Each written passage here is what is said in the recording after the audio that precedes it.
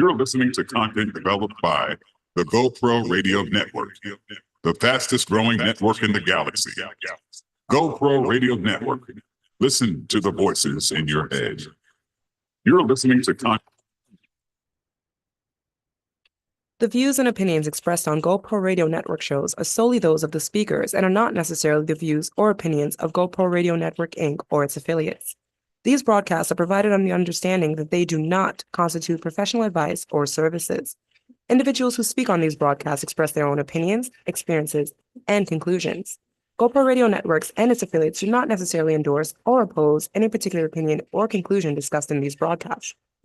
You may not edit or modify or redistribute these broadcasts in any way without the express permission from GoPro Radio, LLC. GoPro Radio assumes no liability for any of your activities in connection with our broadcast or for your use of these broadcasts in connection with your website, computer, smartphone, tablet, iPad, or future listening devices. GoPro Radio Network. Listen to the voices in your head.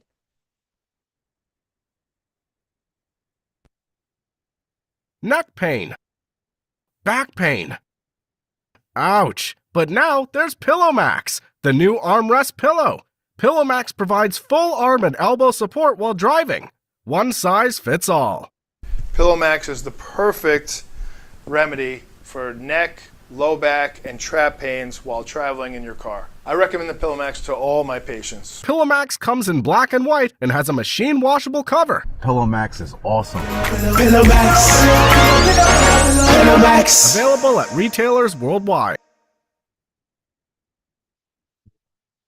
You're listening to content developed by the GoPro Radio Network, the fastest growing network in the galaxy. GoPro Radio Network. Listen to the voices in your head.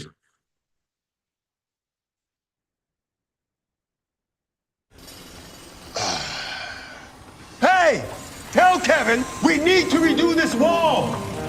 We have to demo it all.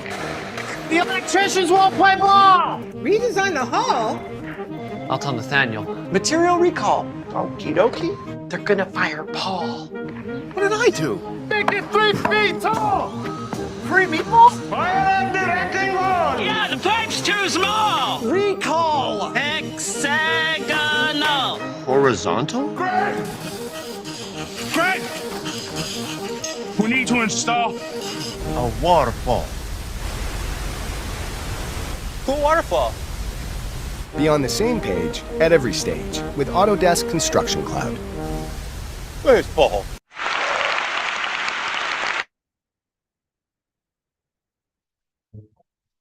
You're listening to content developed by the GoPro Radio Network, the fastest growing network in the galaxy. GoPro Radio Network. Listen to the voices in your head.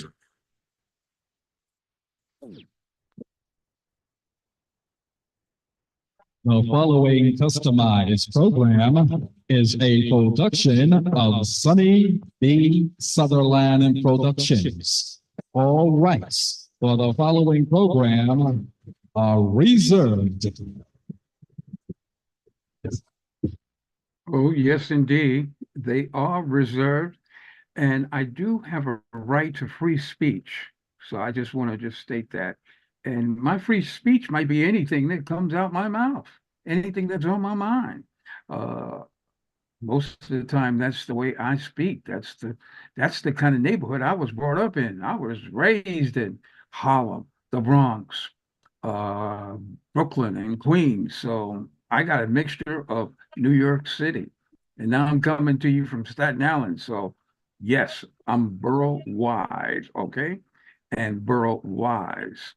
Welcome to I Ain't Having It. It's another show, and it's a Thursday.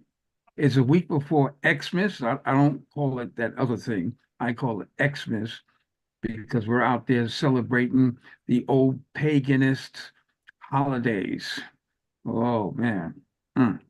If y'all knew the true meaning of Xmas, y'all wouldn't be celebrating it, right? And they say it's love and being kind and giving and understanding. We're supposed to do that every day. We're human beings, and we should do that with everyone every day. Unless they're trying to attack us or take something from us, then we have to properly defend ourselves, whichever way we see fit at that particular time. But today, I think we're going to go through a lot of different subjects. We're going to talk a little bit about the Xmas and that paganist holiday and really how it came about. There's a lot of stories about how it came about, extending maybe even further than the Romans and the Greeks. It goes even further than that back. And I don't think you want to really know. But I think we have some video on Christmas, is what they call it. And we're going to run some video on that. And just to warm everybody up to tonight's show.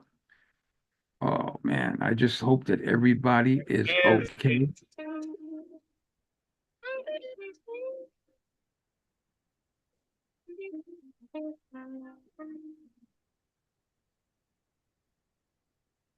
There is a process to communicate with the spiritual world. Don't think for 1 second that the other spirits of the world don't have their own order of how men and women have what they need to do to communicate with them. So when you see something like Christmas and you start to scratch your head and think, why is someone cutting out a tree out of the forest, putting it on top of their car, driving down the highway to go home and to erect this tree and to adorn it and to offer gifts to it? Why are they doing all of that? It is a ritual. It is a ritual of communicating with a spirit. Isn't that interesting? That is very interesting. What spirit are those people communicating with? And I used to be all wrapped up in that whole Christmas thing. I'd like to welcome our producer, Talon Useva Washington, to the program. Hey. We're on YouTube, folks.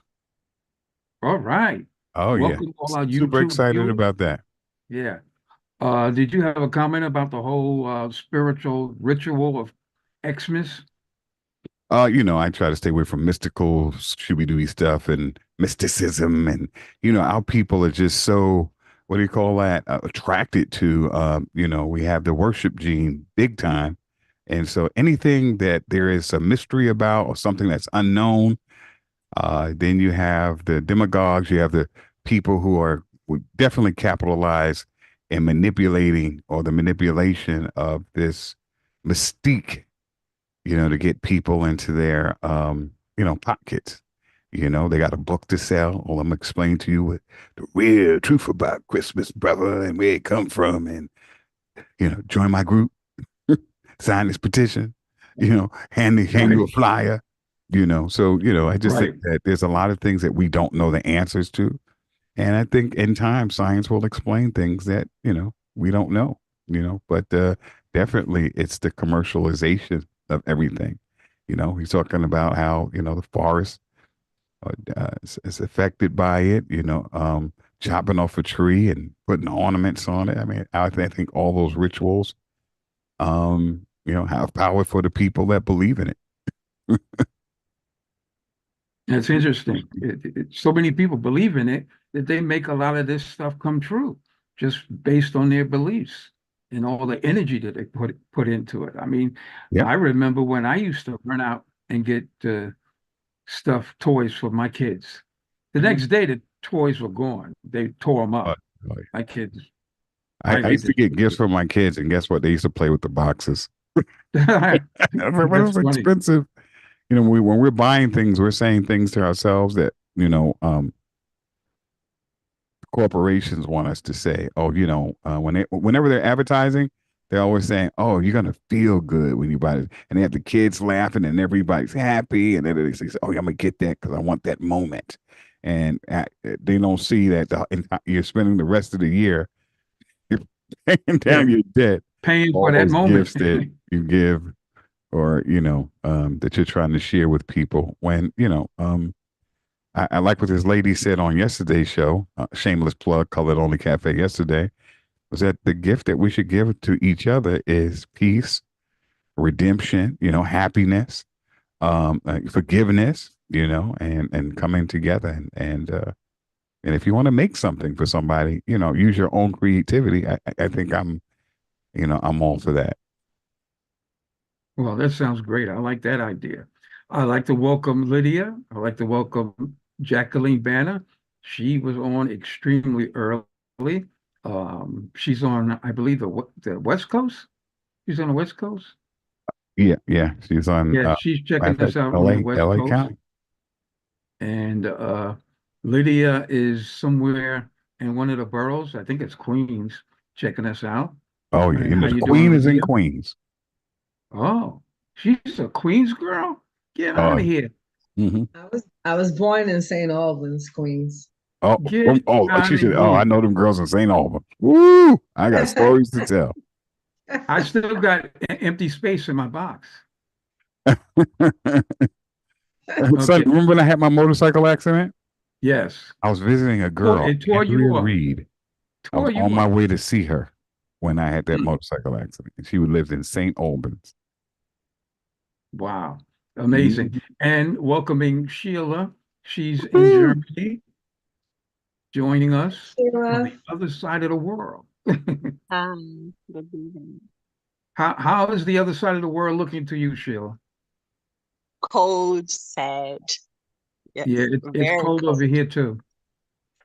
It's cold over here, but we can expect that in the wintertime. That's what usually happens. I know, but I suffer a lot. I really don't like the sun. You need a body warmer. Maybe, maybe it's true.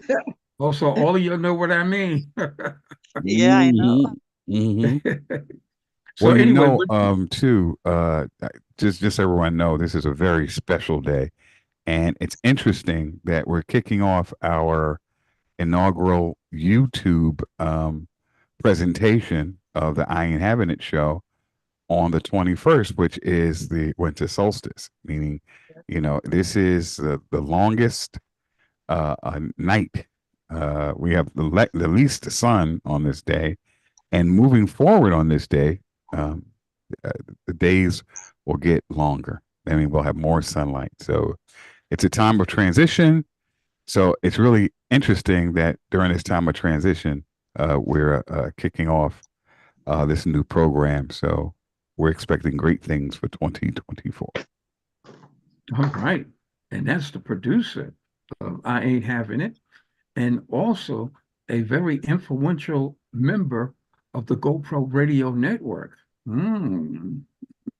All right. I want to get something done, I go through Taiwan, and he goes to the board and he convinces them to make it happen sometime. Oh, Not all the time. Not all the time. Well, they love your show. Your show is irreverent. It's engaging. It's funny. It's honest. And I think in a time where there is all this suppression of alternative voices, where there's all this suppression of so-called free speech in a democratic society, in a free country, in a democratic society, it's great to have people who are exercising and pushing back on this cancel culture, which is just, it's insane.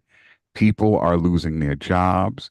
You have comedians that have to fight from on stage. I mean, we had, what's that guy, a comedian, Charleston White, they get in a fight. He said something.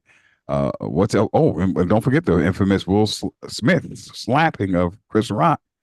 We got a hypersensitive culture that can't take a joke. We have people in our panel sometimes they can't take, the heat, and they got to get it. Well, you got that right. Well, anyway, moving right along, we were talking about what Xmas is supposed to be, the celebration of the birth of Christ. I don't particularly go along with that. It's supposed to be a spiritual He never time existed, of but that's reflection. Yeah, they say that too. And we're supposed to be promoting peace and unity. How can there be peace and unity with all these wars going on? Some we know about and some we don't know about. around the world, around the globe. Wow, amazing. And the next subject I'm going to move to is one of my favorites. Ooh.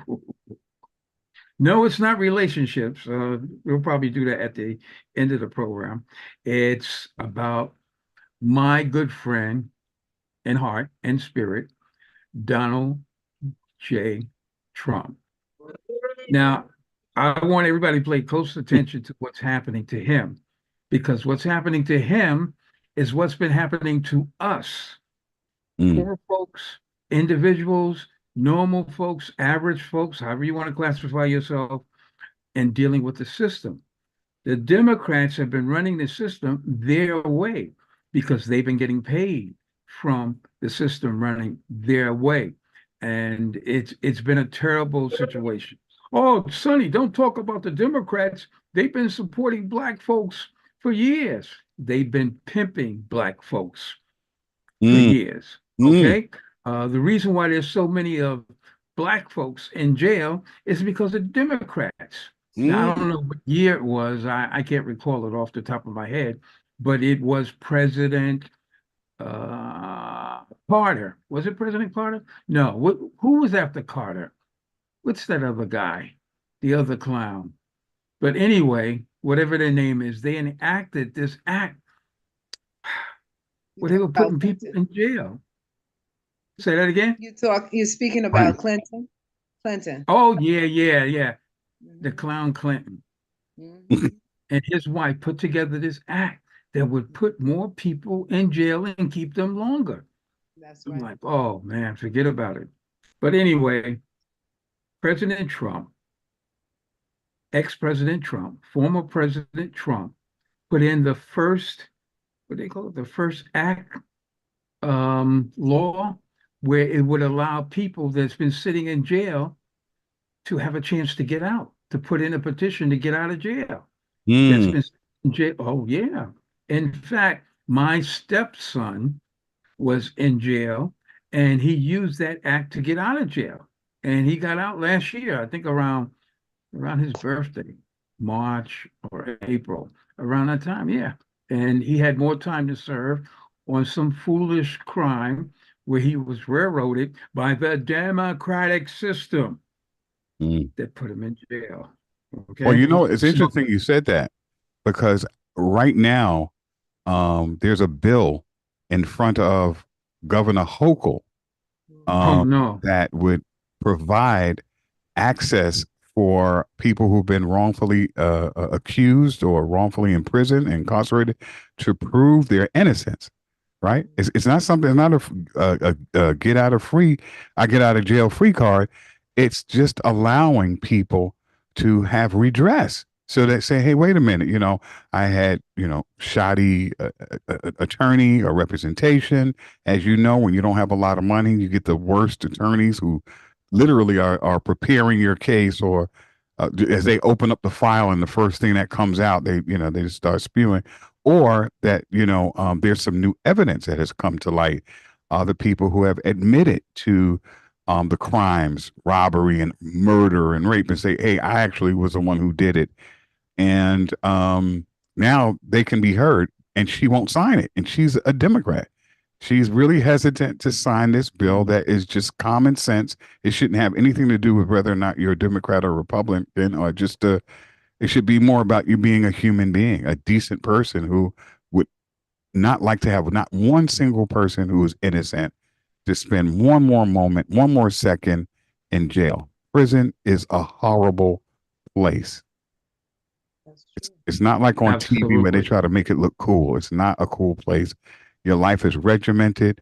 You are constantly disrespected, dehumanized, totally, your humanity is all discounted. You have to wash up and all this other kind of stuff, cold water in front of people. People are feeding you the worst kind of food, and you have to work. And you work for literally like 24 cents a day. It's a new form of slavery. That's right. Definitely. And so you're right. I'm just saying, to your point, that you're right, that it has nothing to do with for me at least, because I don't care about Republicans or Democrats, that nobody's doing anything really, in my view, for black people. But the Democrats are horrible, absolutely horrible. Well, I would beg to differ with you on nobody's doing anything for black people. Now, my friend Trump, and I'm calling him my friend because I knew his mother, I knew his father, and I worked for his father, and I worked for the Trump organization for a very, very long time. I even been to Donald's home in Queens, in Jamaica Estates. I've been there several times. Uh-oh. Mr. President. I think somebody wants to speak out. Let's hear him speak out.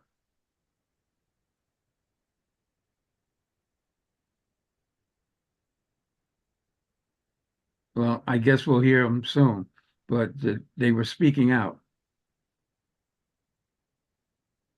Mr. President, why are you President Trump in the polls?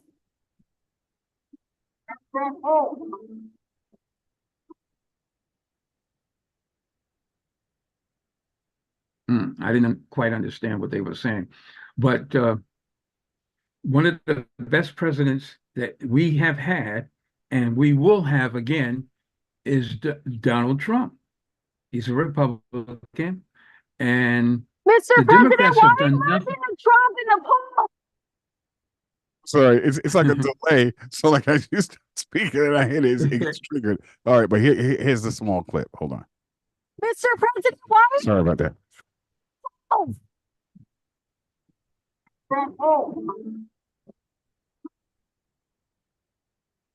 That's right. It's the wrong pose.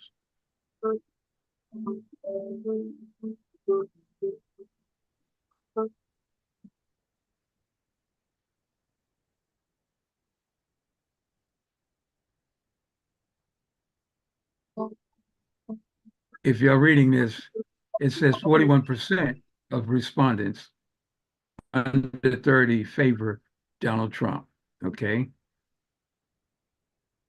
And yeah, he's becoming really popular. I think the point of this clip is he is building momentum amongst young people.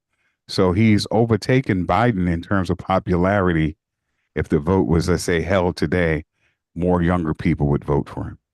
A lot of the black and because Biden represents the same old all the wrong people. That is, he has no control over the war in Gaza, even though he thinks he does, etc. And he's just simply sort of lost the plot, and he knows he's finished.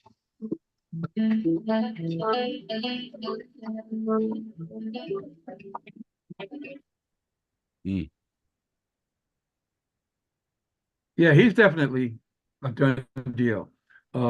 He's old, antiquated, and he's not up with the current what's going on in the world today. And I don't know if y'all remember, he likes feeling on young girls. He likes to hug them and touch them and kiss them and all that kind of other stuff. And he feels so comfortable with it. He does it on camera. I mean,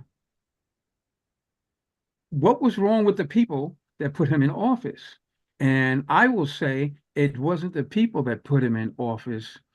It was the system that put him in office. How they did with the phony ballots, and they did some finagling with the voting machines. And it was a lot of stuff going on in the background that Democrats usually do.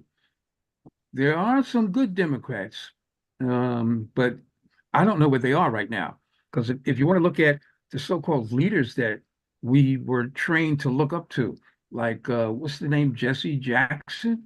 We were trained to look up to him, and he had the Rainbow Coalition, and they were supposed to be doing so much for Black people. Then you had the NAACP that's run by Jewish people that were supposed to be doing so much for Black people. And I'm not saying they didn't, but I'm not saying they did because I don't know. Now, there's probably one or two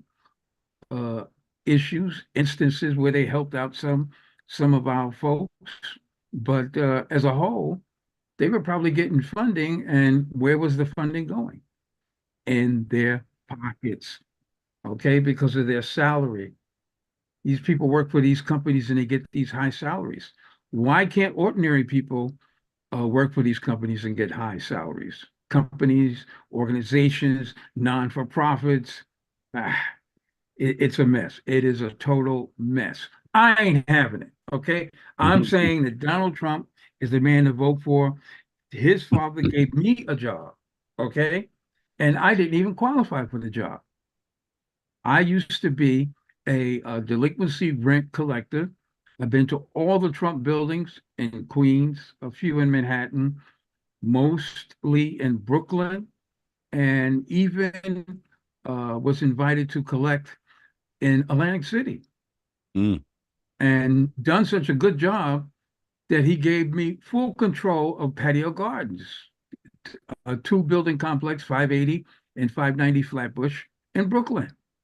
And oh boy, the tenants hated me. I don't know why they hated me, but anyway, they hated me because Mr. Trump, Donald's father, would pull up in front of Patio Gardens in his long limo, and I would meet him right there in the street on Flatbush Avenue, in the middle of the hood, and he would get out and we would discuss the different things, and he would give me advice on running the building. And he always said, after every meeting, he always said, Sonny, and you're not going to like this part, but he used to say, Sonny, my boy, run these buildings as if they were your buildings. And I had the full backing of the Trump organization. All the females in the Trump organization were Jewish and Italian, and they gave me full support. My tooth is missing, so occasionally I have some issues. They gave me full support. They taught me how to do payroll. I didn't know how to do payroll. They showed me the vendors, who to contact if something was wrong with the boiler, anything, plastering, painting, cleaning out the water tanks on top of the buildings, the elevator people. I had full support and full control. Even had a petty cash account for anything I needed: hand trucks, locks, cleaning solution. I was doing the hiring. I had a staff of 22 people, maintenance workers, doormen, and security. And it was an interesting responsibility at a very young age. And this is what this man gave me. Now, I'm going to tell you this, and you're not going to believe this. In the beginning, when I grew up in Crown Heights, I was all involved with Shirley Chisholm and everyone running and doing their little politics. And we were doing our marching. I was in the NATO cadets, and we would be marching up and down Fulton Street, Eastern Parkway, Nostrand Avenue, all that. I even worked with the Bedford-Stuyvesant Community Corporation for the summer, and they would never put me on a permanent line job. They used to call it lines. I couldn't get it. They had all their girlfriends working on the lines, and they were no-shows.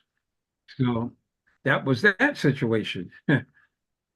But here I am trying to get a job with some Black people, prominent Black people in the community, and they want resumes. You got to have experience. I work for Fred Trump, which is Donald's father.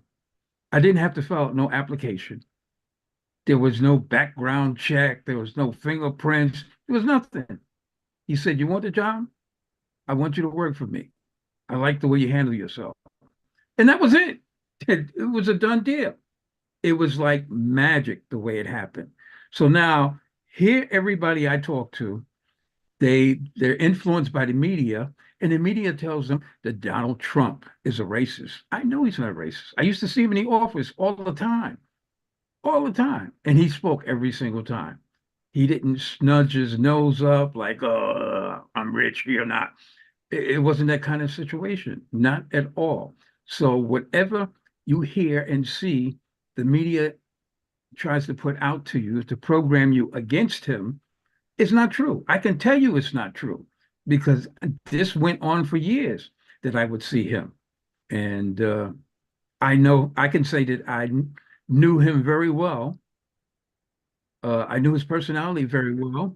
And in no way was I disrespected or treated any less than a person from him, from the whole Trump organization, and including his father, Fred Trump, and his mother, Mary Trump. That was my experience, and it was a very interesting one. Maybe later on I'll tell you how it ended. Well, it didn't really end, but how it took a pause. And we're going to take a pause right now with a word from one of our sponsors. All right. You're listening to content developed by the GoPro Radio Network, the fastest growing network in the galaxy. GoPro Radio Network. Listen to the voices in your head. Hey everyone, this is Francesca Amato, two-time best-selling author of the book Punished for Protecting the Injustice System of Family Court and I Survived a Narcissist. You can too. You can find it on Amazon. Also, I am the owner of Punished for Protecting Incorporated. We are a multi-faceted expert team here to protect your families from family court and CPS abuses. You can fill out our form at punish4beingaparent.com. Be sure to keep listening or view the I Ain't Having It show every Thursday at 10 p.m. with the legendary Sonny B. Southerland Sr. on the GoPro Network. Thanks, Sonny.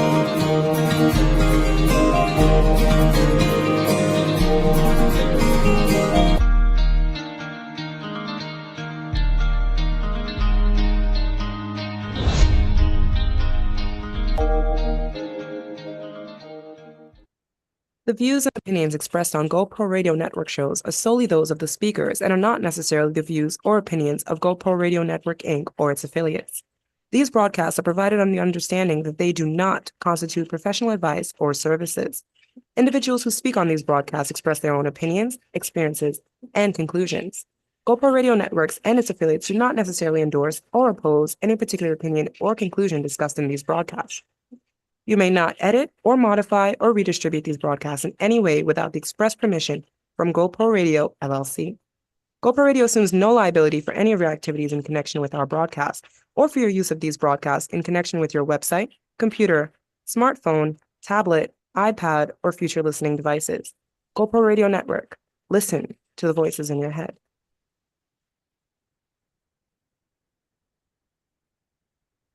Neck pain. Back pain. Ouch. But now there's PillowMax, the new armrest pillow. PillowMax provides full arm and elbow support while driving. One size fits all. PillowMax is the perfect remedy for neck, low back, and trap pains while traveling in your car. I recommend the PillowMax to all my patients. PillowMax comes in black and white and has a machine washable cover. PillowMax is awesome. PillowMax. Available at retailers worldwide. You're listening to content developed by the GoPro Radio Network, the fastest growing network in the galaxy. GoPro Radio Network. Listen to the voices in your head.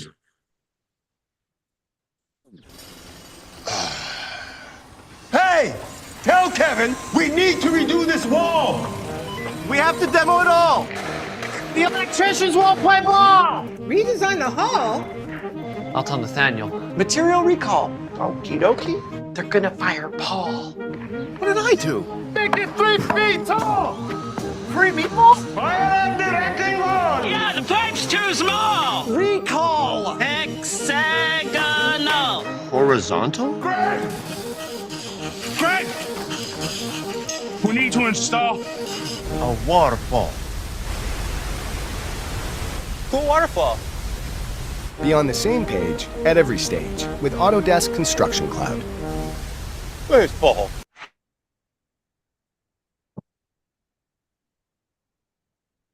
The following customized program is a production of Sonny B. Southerland Productions. All rights for the following program are reserved.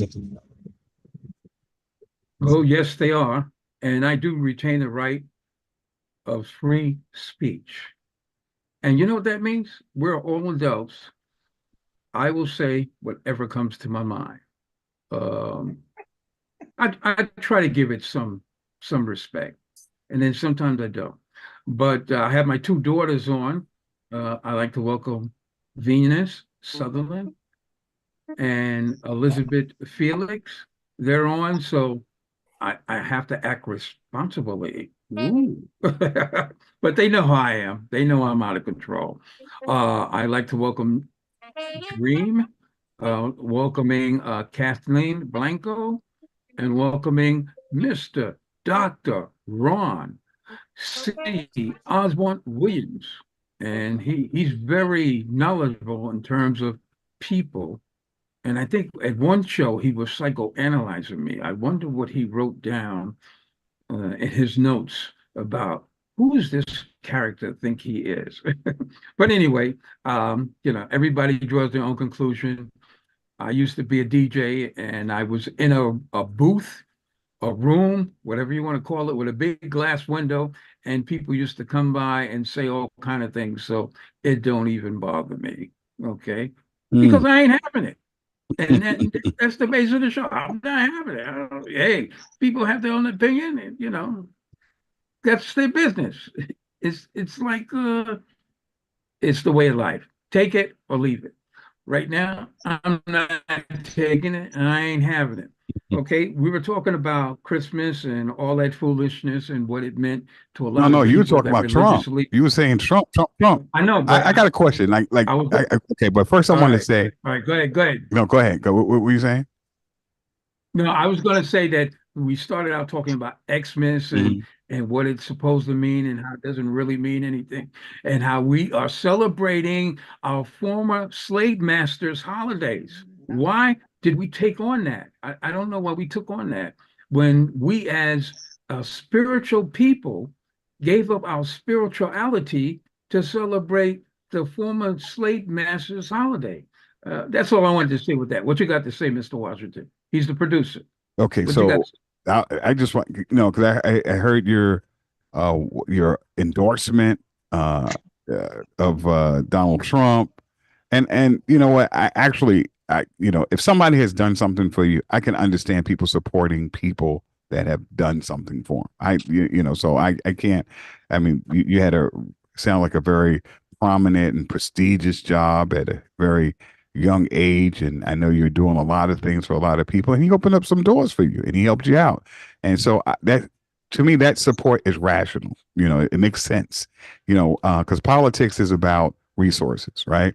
And who gets what, when, where, and how. And to me, that's all they're really doing. They're not really the owners. They don't really control, the globe like a lot of people think. They just control access to some resources. So him supporting you and you supporting him, that almost makes sense, right? But what I'm saying, my question is, when you were there and you saw that there were his staff was, you said Italian and Jewish, am I correct? Because if I'm saying something wrong, let me know. At the organization, the Right. Trump organization on Avenue Z in Brooklyn, okay, where everything is controlled by. A lot of people don't know this. Okay, so There my was question is, Jewish and Italian females. okay. So you as a black man, you walked in there, you said, okay, this guy's giving me a shot opportunity. And you saw that his whole office was lily white, right? Did you advocate for black people to be hired? Well, No. I'm glad you mentioned that. No, I didn't. And I'm going to tell you why I didn't. Because when I was working with the Shirley Chisholms and all those people in Crown Heights and supposed to be black and black power, they never gave me anything. They didn't even give me time to sit down and say, well, Sonny, we're going to find a job for you. We're going to put you on. You've been marching with us. You've been knocking on doors for us and everything. We're going to find a job for you. No. Okay? No. Absolutely. I did not get no gratitude from black folks. And I can even go further than that. when I walked to Cleveland, Ohio to save my grandmother's dog's life, walking along the side of the highway, all the black people threw garbage at me. Empty cups, containers, bags of garbage, and laughed at me, everything. It was only white people that stopped and said, "Hey, can I help you? Would you like some water? Where are you going?" "Oh, wow, that's an interesting reason why you're walking the dog." "Okay, how's the dog? You want to give the dog some water?" So I'm in the middle in terms of all this blackness and black people, that they seem to be dumbfounded. They don't support each other. They didn't support me. And Dr. Ron, did you have something to say? Oh, you did anyway. I was only there. Are you saying something, Dr. Ron? No, Sonny, I'm letting you go on. Go keep going telling you the good story, man. You're being funny today. Don't make me laugh, because. But no, I would like to. But the point that I'm trying to make to your point, Tylon, is that I gave, coming up, blackness and support. I did all that and got nothing for it. Okay, no, absolutely nothing. And then I do this job, and it happened by accident. I'm gonna tell you how I met Donald Trump's father, Fred Trump. Okay. I was staying with a friend of mine in Queens, in Briarwood, Queens, and the building manager. I was sitting in a car one day, just what am I going to do now? Okay, I got to find something to do to make some money. And the building manager of the Briarwood houses was coming in through the garage door and got out her car, and then somebody ran in behind her. A black guy ran in behind her and tried to rob her because she was bringing in payroll for the building. He tried to rob her, and I jumped out. And well, I did what I was supposed to do and grabbed the guy, threw him down. She called the police. He got arrested. And she was the one that made the phone call directly to Fred Trump and told him what had happened. And it was within a day or so that he said, "Well, I want to meet this guy." And that's how I connected with the Trump organization, with Fred Trump. And I got the chance to meet Donald Trump. I met his brother, all that stuff that was going on with him. So, Sonny, can I ask you a question? Go ahead. Sonny, let me ask you a question. I completely agree with every part of what you're saying about your involvement. And actually, I actually admire your loyalty, right, to a person that you feel like you have a connection with. But do you feel in many instances that the character of Donald Trump is the same as that person that you knew then to now? Yes, absolutely. Same character, same person, same character. Same person. See, you only know him from what the media is telling you. No, I don't. The media listen, I don't. Hold on, Sonny. Let me tell you that. I don't listen to the media. I don't buy. Listen, I first off, I'll say, be very honest. And people always try to say, "Oh, I'm a Trump supporter." I'm not a Trump supporter. I'm a supporter of people who are themselves. Like, I don't believe Trump is a politician. I believe that he's a capitalist. I believe that everything he does is for the best benefit of him and the people who are in his tribe. And his tribe doesn't. Absolutely. And the other part about this is I don't believe his tribe is just white people. I believe the tribe is the people who do for him.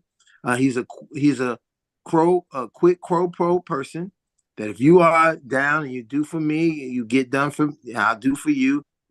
And the whole 9 yards. So I feel it. My only issue is I don't think that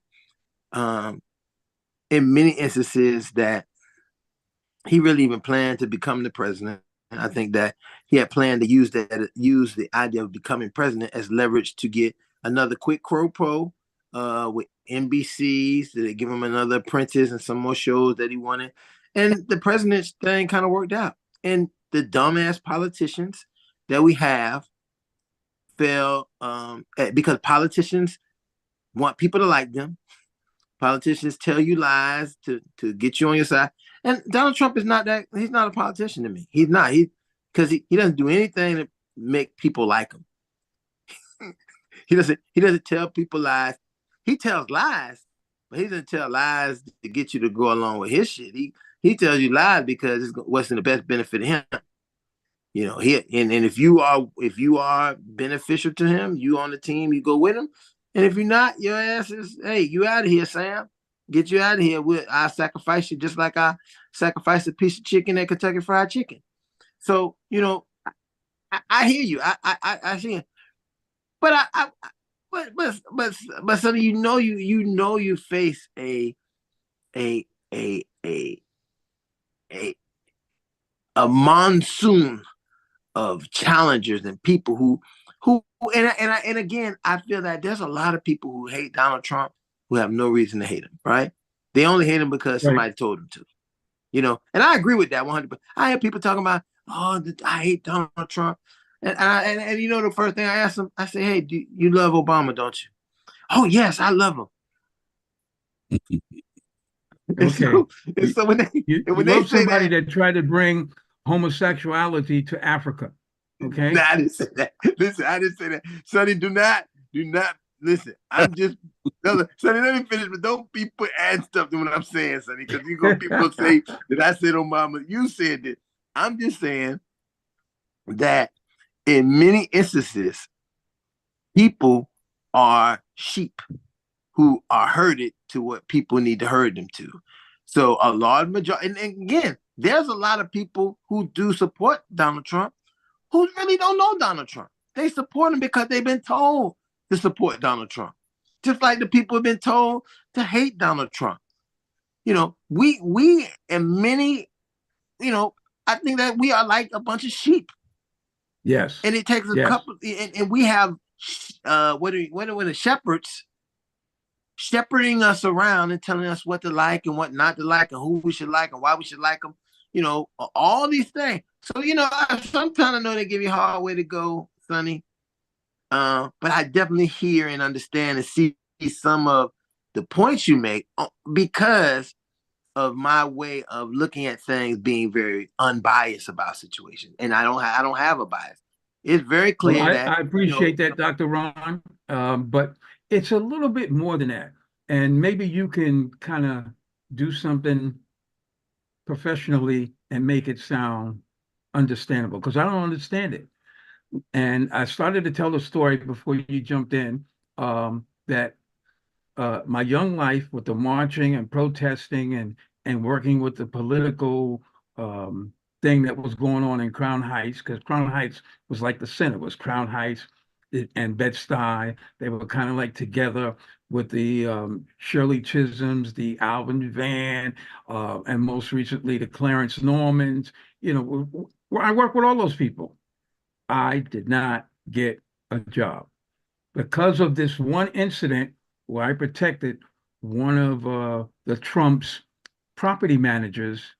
I was given a meeting to meet with Fred Trump, and he wanted to hire me, and he hired me to collect his delinquency rents. And the reason why the rents were delinquent in a lot of his buildings, because he has a lot of buildings, believe it or not, all through Coney Island. I don't know if you know Brooklyn, but all through Coney Island, and even before Coney Island, from Church Avenue all the way down to Coney Island, he owns all those little buildings on the side streets.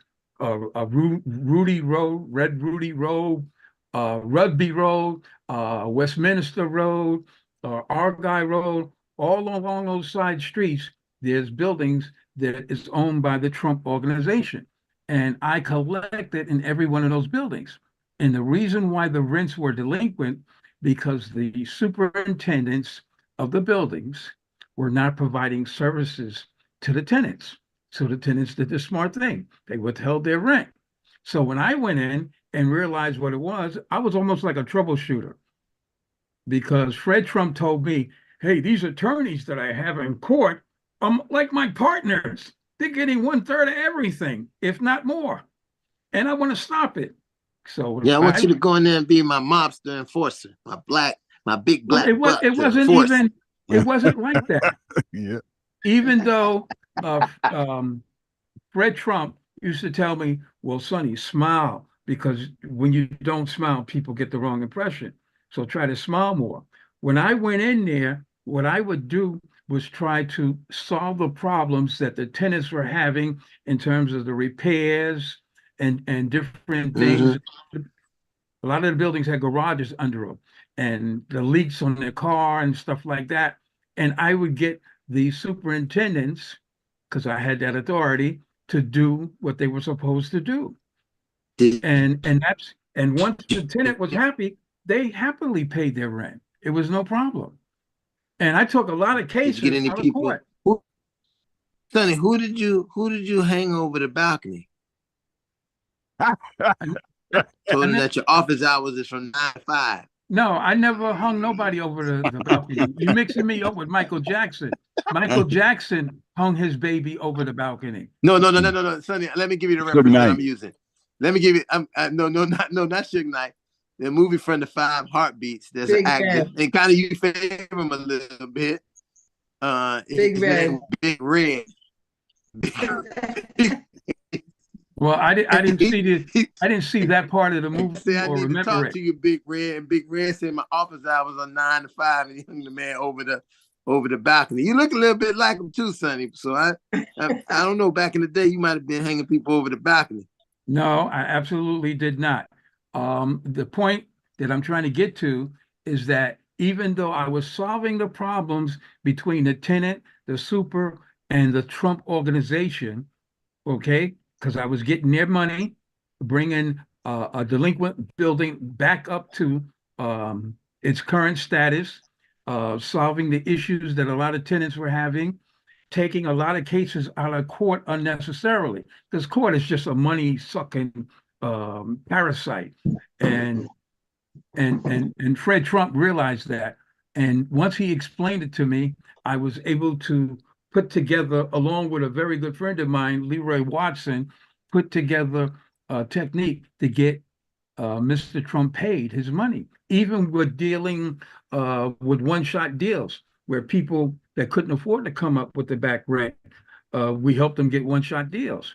But the point that I'm trying to make here is that a lot of people don't understand about Donald Trump. Okay. And you got it. You hit most of it on the head.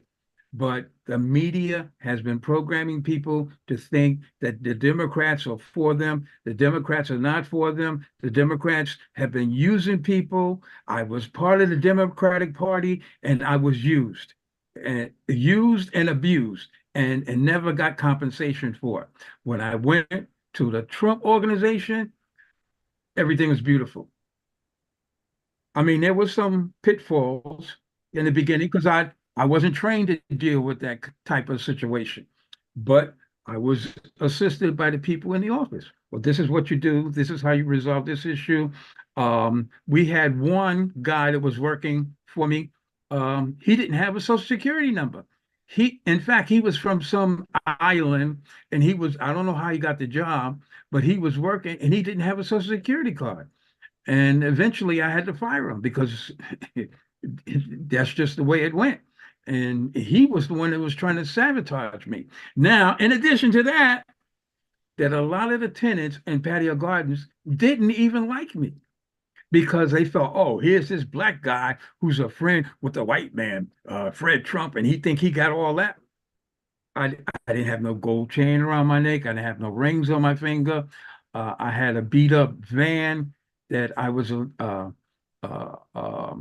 to park in the basement where they had a parking for free. I had an office there for free. I had an apartment for free. I had an expense account for free. I mean, this was like, hey, this was the best job that a black man at that time with my children I could get. I can't hear you. You have to unmute yourself. Sonny, don't be Fox News, okay? Don't be Fox News and mislead the people. It wasn't. I'm not misleading. No, I'm trying to. You were doing. I'm trying to correct the people. You was doing services for Frank Trump. You were doing stuff for him, and that all. Fred what's Trump. his name? Fred Trump. Fred Trump. You was doing stuff for Fred Trump, and all your stuff was collar blanche. because you were doing the job. You were in many shows. We see many emphasis of, hey, let me get a really good, intelligent, scary, tall, black guy who's not going to act wild, not going to do things, to handle a lot of things, because I know people are scared, and also he's intelligent enough to not be a brutal person to come beat people up, whatever, to have a certain way and a manner. And that's, that's the way people do it. They used to be called the overseers on the plantation. Ha. I like that. I like that. That was a good one. That was good. That was good. Okay, let me read a couple of the I was trying comments. to tell you. Can I go to the comments? Well, or you want to do that after the let me just commercial tell break? this last part. Okay. This last part, that the tenants at Patio Garden that I felt was my responsibility. They were all mostly black. There was maybe 2 white people living there, and they were my friends. Okay, we used to hang out at night. But most of the black people resented me because I was working for Trump, and I didn't understand it. I got flack from the union. I got flack from the tenants association. And I told them, I says, look, I'm not here to be nobody's friend. I'm here to get the job done. If you have a problem, come to me. If you can't pay your rent on time, come to me. I'll work out a deal. A lot of people that were going to get evicted automatically, because that happens from the main office, the Trump organization office, I stopped the eviction. And how I stopped the eviction is, since I was an agent for the landlord, once I collected any money from any tenant, that automatically stops the eviction. And I stopped a lot of people's eviction. They still didn't appreciate me. And I'm like, well, look, I'm doing the right thing because it's the right thing to do. And I could care less whether you like me or not. Y'all can talk about me, whatever. But I was available for them almost 24 hours because I lived there on the complex, on the site. And that's the point that I was really trying to make, that the people hated me, but I was still helping them, regardless what their feelings were. And I'm trying to tell them that they should not hate Donald Trump, because it's not the way the media is putting it. It's not the way it really is. That it's all part of the Democrats trying to keep control of this whole system that is jacked up. And we need somebody that's totally independent and not afraid of them to come in and straighten it out. Sonny, not just the Democrats, also the Republicans, because they all work together. They all one conglomerate of millionaire people that work together. So I know you got your thing against the Democrats, but it's both. Both Democrats, the Republicans. No, it's not both. It's not both from my perspective. From my perspective, I started out with the Democrats and got nothing. I got nothing, okay? Because Democrats don't want you to have anything. I can't hear you. Have anything, then they can't get I still can't hear you. I don't know, for some reason you No, you sound a little muddy. But let's get back to that, because we got to go for a quick commercial break, and we'll be right back. Stand by. Well, when we come back, can we go to your point you was going to make? Yeah, we'll go right to Ron, and then we'll read the comments, and then we'll continue. Hey everyone. Okay, great. This is Francesca Amato, 2-time best-selling author of the book Punished for Protecting the Injustice System of Family Court and I Survived a Narcissist. You can too. You can find it on Amazon. Also, I am the owner of Punished for Protecting Incorporated.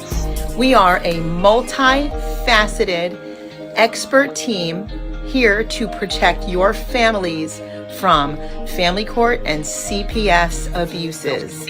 You can fill out our form at punishbeingaaparent.com. Be sure to keep listening or view the I Ain't Having It show every Thursday at 10 p.m.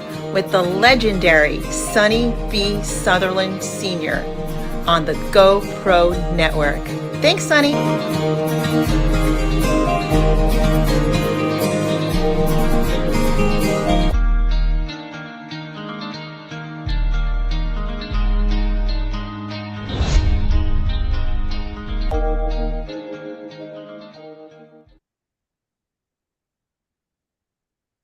listening to content developed by the GoPro Radio Network, the fastest growing network in the galaxy.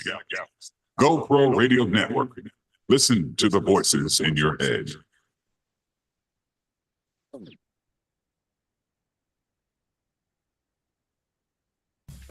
We interrupt this broadcast to bring you a great opportunity. If you have an event, product, business, talent, and/or something important to say, now is your chance. You can have your very own radio show. Whether you're just starting out or a veteran looking for a professional platform to enhance your presentation and following, the GoPro Radio Network is the premier place to cultivate and share new and exciting content. We can help you grow your audience and keep it growing long after your first broadcast. Now you have a voice. Call 646-415-0990 or go to www.goproradio.com. That's www.goproradio.com. You'll be amazed at how easy and affordable it is to have your own professional radio show on the fastest growing network in the galaxy. GoPro Radio Network. Listen to the voices in your head.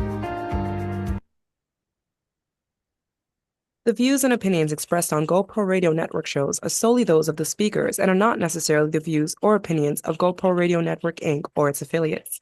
These broadcasts are provided on the understanding that they do not constitute professional advice or services.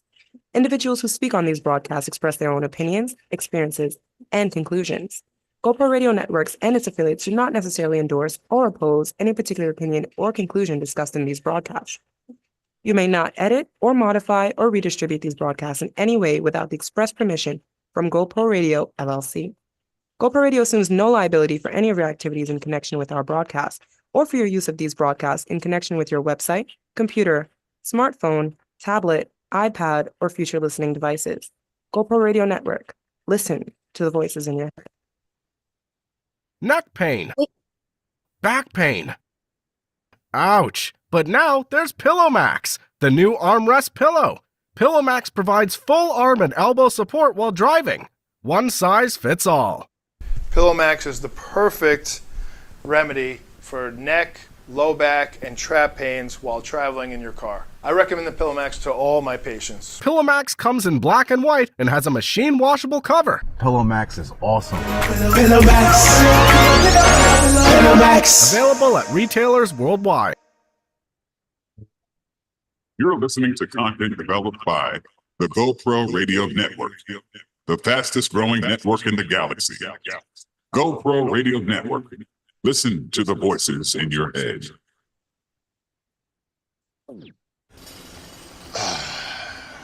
Hey, tell Kevin we need to redo this wall. We have to demo it all. The electricians won't play ball. Redesign the hall?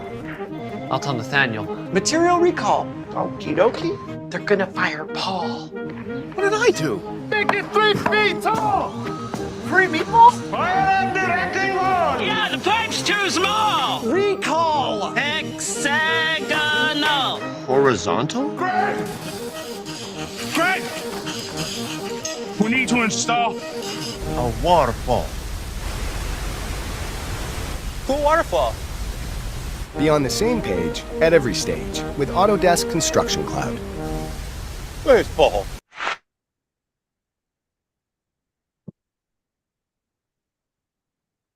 The following customized program is a production of Sonny B. Southerland Productions. All rights for the following program are reserved. Oh, yes, they are. And I just want to go back on something before I think we got to go to Ron and then we have to go to Taiwan. I felt that I was doing a service, not only for the Trump organization and maintaining their property and getting them paid in terms of for their rent.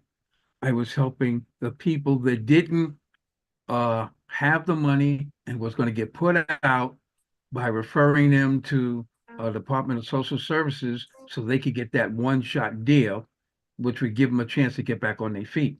So I didn't have to do that. But I did that because I recognized these are my people. And even though they hated me, I had to look past the hatred and there's a word for that.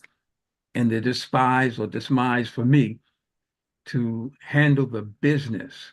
And that's how I'm put together to handle the business. And my kids that are on will tell you that I'm too business. I don't have enough feeling and emotion. I don't display. I don't really cry. I try not to boo-hoo that much, but they will tell you that I complain because I ain't having it. And that's the name of this program. And we're here every Thursday from 10 until 12 midnight. And I recommend it for adults only because we have an adult conversation. So there's no reason to use fancy words to describe something if we're getting real intricate in something like that. Also, I want to thank not but the producer, Mr. Tylon Usava Washington. He was working on a couple of projects all night for about 24 hours now in terms of making sure that we're back on YouTube and no, not back on Facebook and we expanded to YouTube. So and he's working with me in terms of educating me about this whole social media thing. Really a smart guy, really, really, really smart. And I went from being the teacher to being the student. So I'm definitely the student, and hopefully I'm not giving him too many problems and I'm learning fast. But Ron had something to say, and then I think Tylon had a comment. Yeah, Sonny, all I was saying was that, for me, it's very important that we Speak up, speak up, speak up. Am I low? Need to be louder?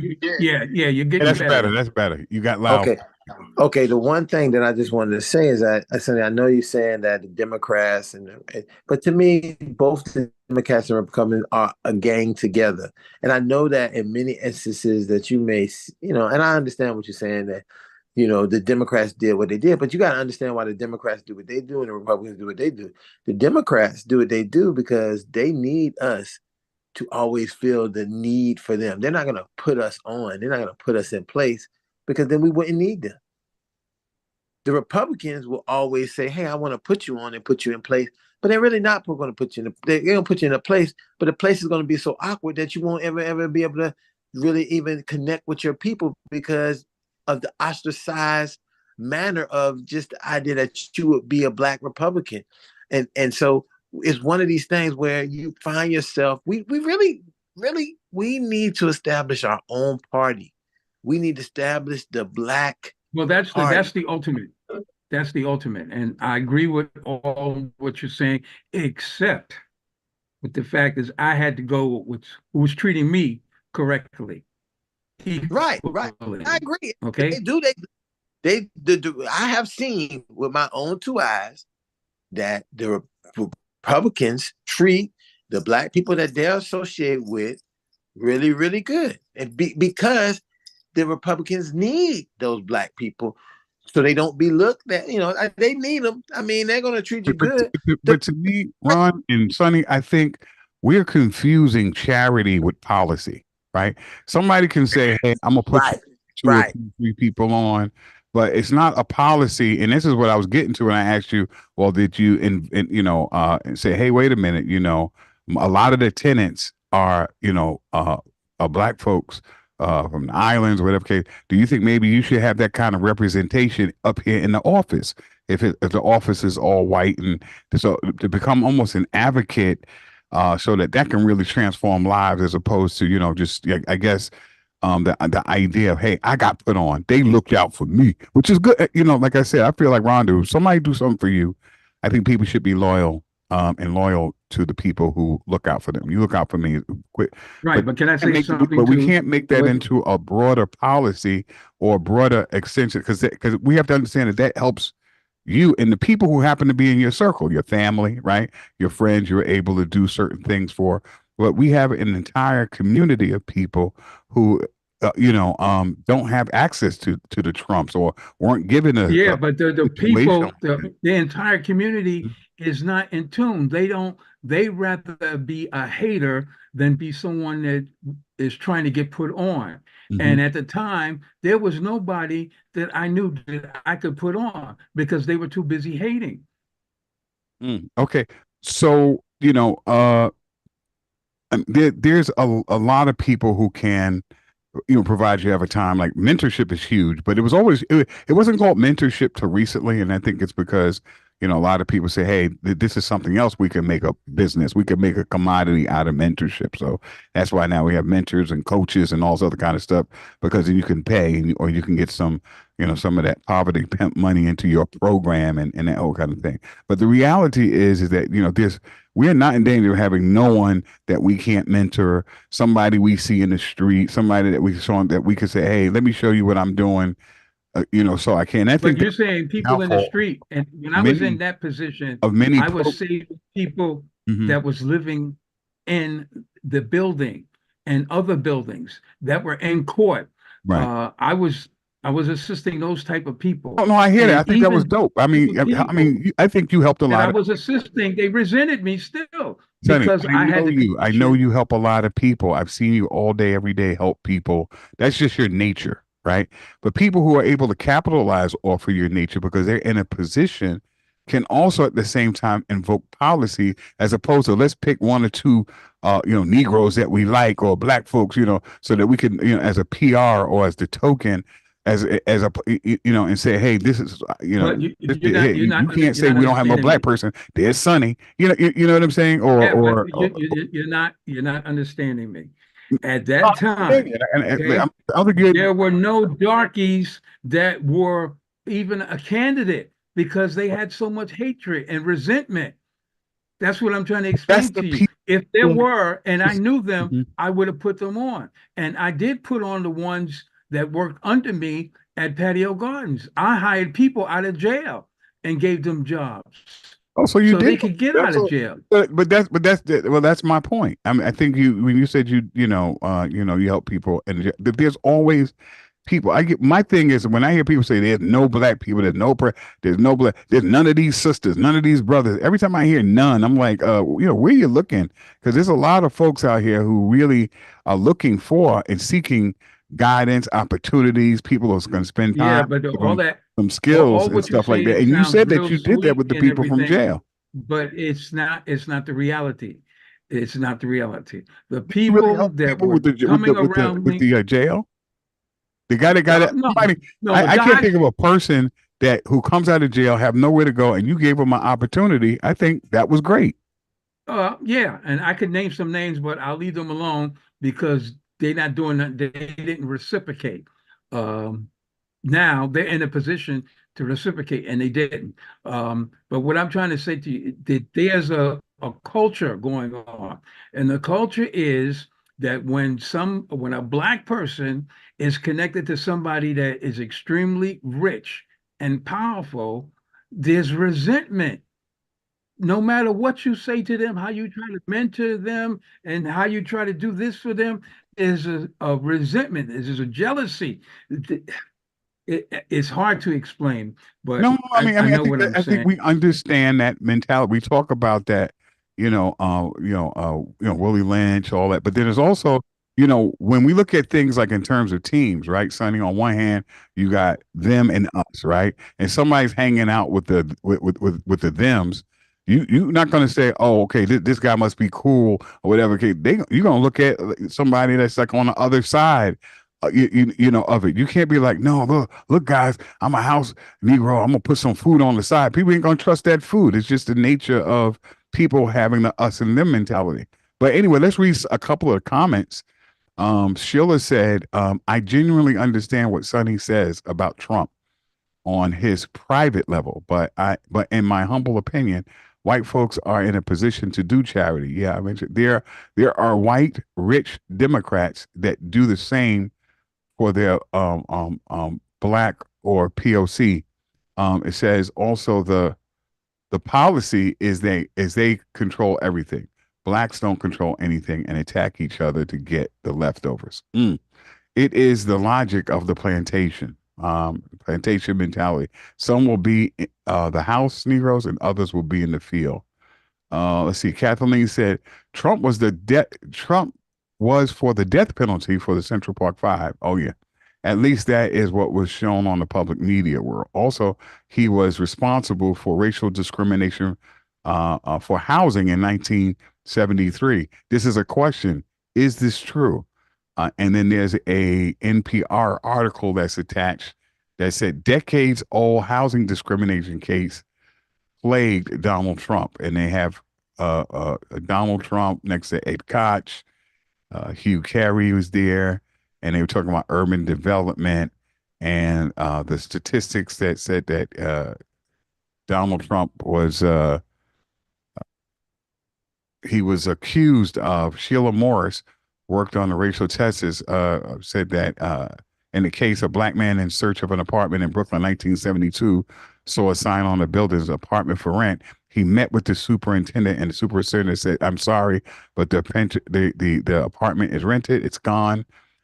So the gentleman said, "Well, why is the sign out?" He says, "I still see a sign that says the apartment is for rent." And the superintendent said, "Oh, I guess I forgot to take it down."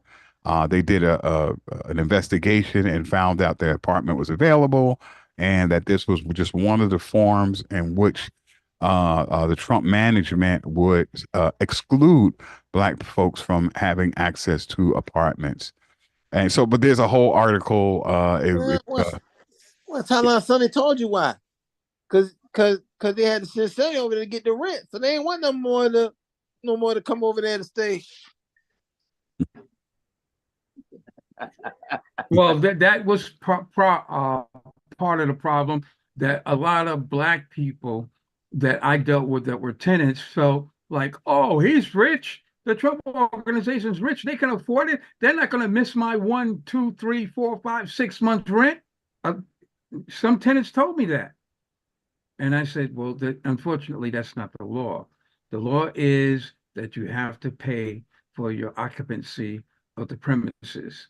And you can't go on the fact that because the landlord is rich, that you can live off the landlord. It's just not right. If you own a building, how would you like somebody living over you? Sonny, many black people take every opportunity they can to get their reparations. You have to recognize, you have to know that. Funny. So you're funny. No, I'm just saying that if I stay at an all white place and I can stay there for free, I'm gonna stay there as long as I can. You know why? Because I'm giving my reparations. Because guess what? When they had my ancestors enslaved, they kept it there as long as they could. Okay, but this is not, and it wasn't that kind of situation, but I understand what you're saying, and that's not how you get reparations, even though I could almost advocate for something like that. Sonny, now you're trying to add rules to people who are rulers. Now you're trying to say we should have some rules for people. Listen, these people would tell you, oh, you know what? I won't sell you. I won't sell your kids. The first day you're on the plantation, they done sold all your kids and your husband. But you missed the point. Let me tell you how you missed it. I got the point very good, Sonny. No. You can't tell me I can't do them dirty. I can do them as dirty as I want to, as long as I don't do dirty to my brothers and sisters who's struggling. But these motherfuckers don't got money. I do them any kind of way I want to, because the only reason they got money because my ancestors worked free for over 400 years. 3 centuries plus. More. 3 centuries plus. Anyway, I understand your point, but let me just add something to your point, that the tenants that felt that they could live free or didn't have to pay rent, I served a dual purpose. Not only was I collecting the delinquency rents and trying to solve the problems that the tenants were having in the various buildings, I also showed tenants how to go get the one-shot deal and to bring their rent up to date. So it was like a dual kind of position that I was in to help them out so they wouldn't have to get put out. And then in another situation, when they were scheduled for eviction, I would let them know, hey, look, tomorrow you're going to get evicted. Do you have any money that you could put down on your rent to stop the eviction? And I used to go to people's houses all the way up to 12 o'clock at night, depending on where they lived, and even the ones in my building, and take the rent and give them a receipt, and that would stop the marshal until they didn't pay the rest of their rent, and then the marshal would come right back out.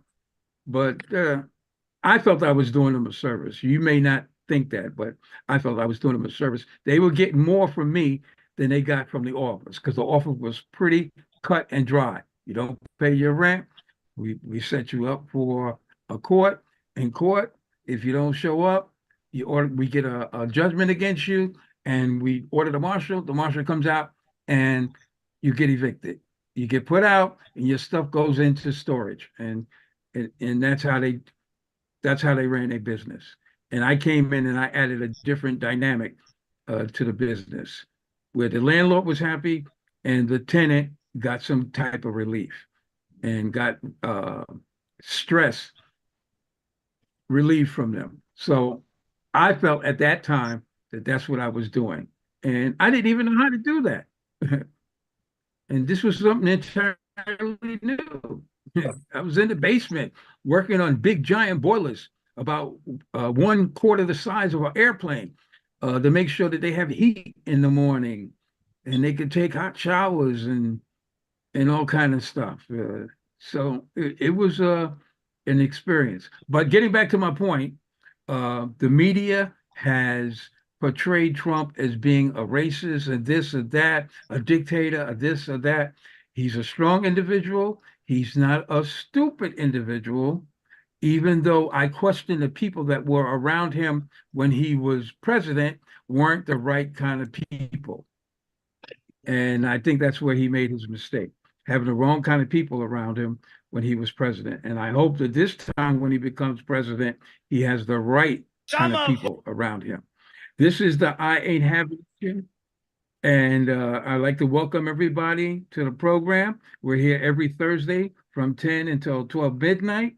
I also invite you to check out our producers program, which is the Color Only Cafe, which is every Wednesday from 9 until 11. All right. Yeah. Let's listen to this clip. Okay. Yeah.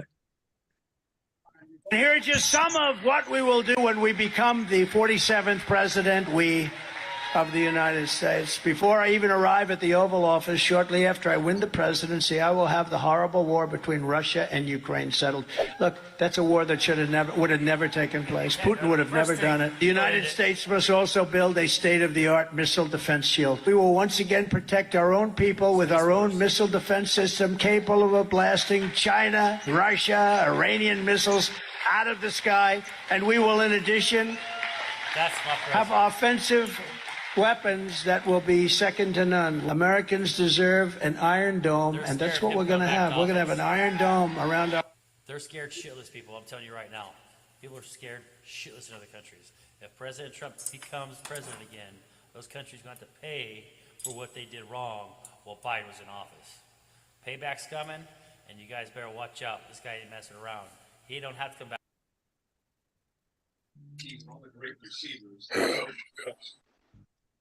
Well, we didn't hear what he was saying, but I already know. Once again, I commend that paybacks is coming. Once he becomes president, he will straighten up the system. A lot of the things that Trump is going through now, we have suffered for years. And nobody would listen to us. Once again, I commend you for that. Unfortunately, you can't do it while parked illegally in a handicap space. It's a huge inconvenience for those in the community that actually have disabilities, some of which are veterans of our country's military, all right? I am going to help you avoid paying a really expensive fine today by giving you this fix-it ticket. To fix what? Is that a Ukrainian flag hanging from your rear view that says Biden 2024 on it? Yes. Yes, okay. it is. Okay. So you are retarded. This gives you 2 weeks to consult with your care provider, get some sort of a certification or a diagnosis that proves so. Wow. And Wow. I would even go further to say that a lot of Black people are retarded.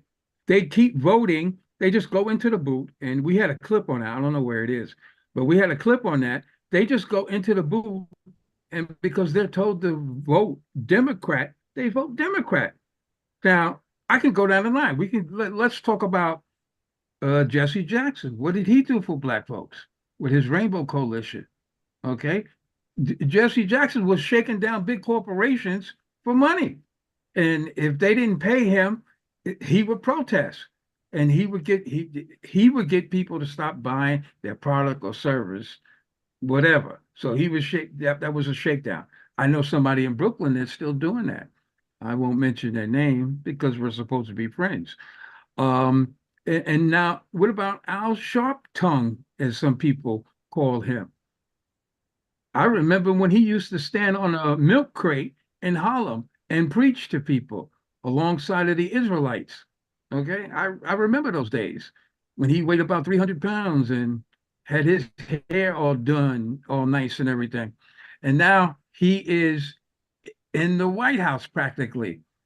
He's a president without being a president. Okay, but what is he doing for people?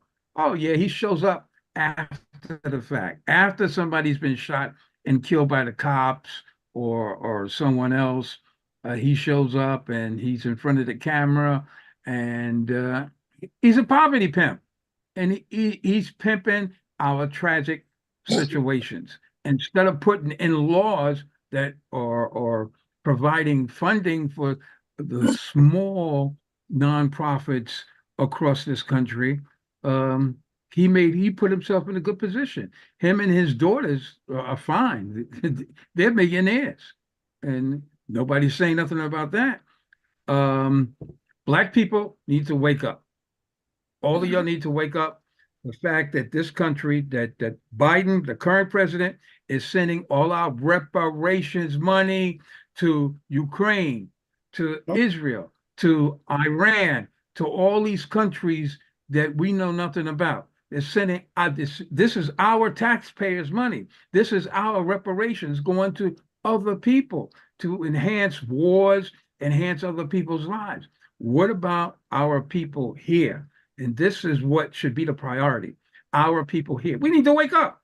We need to stop being silent, and it's time for us to speak out and make our contentions known to the powers that be. Right now, we're just quiet. They're like, oh, we could do anything to the darkies. They're not going to say nothing. The only time they say something is when something happens to them, and then they complain and they boo-hoo and cry for a little while, and then they go away. All right? Sonny, excuse me, Sonny. Sonny, you're a registered voter? Yes, I am. Okay. Access to over 1,300 used to this. Why did you ask me that question, Lydia? No, I didn't hear you before. I just wanted to know.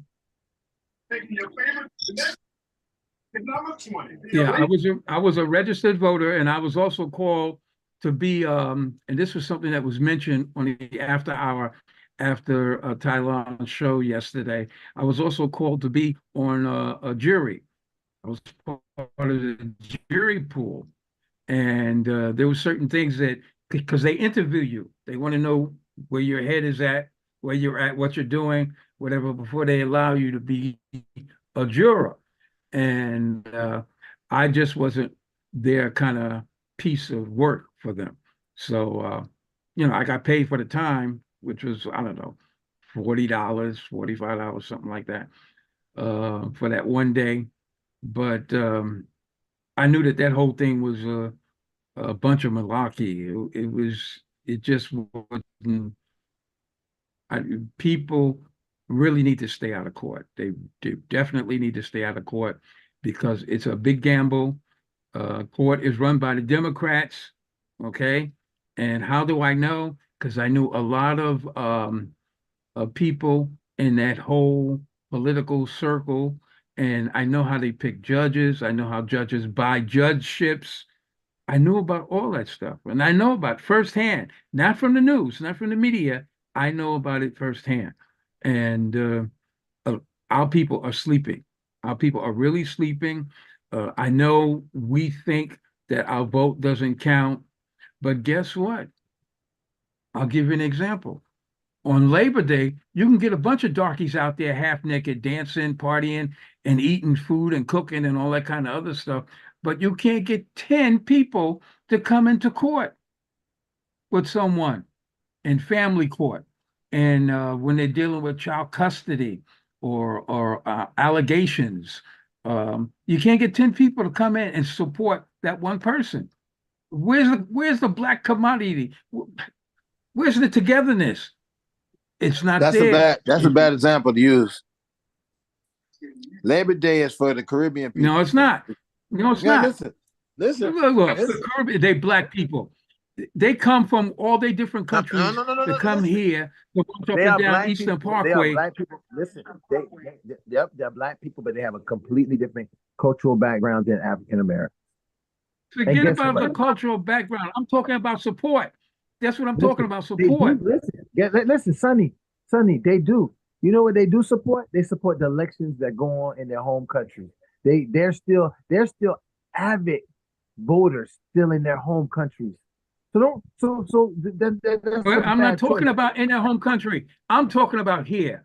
I'm saying if we can get millions of people to show up for a parade, how come we can't get 10 people to come into court?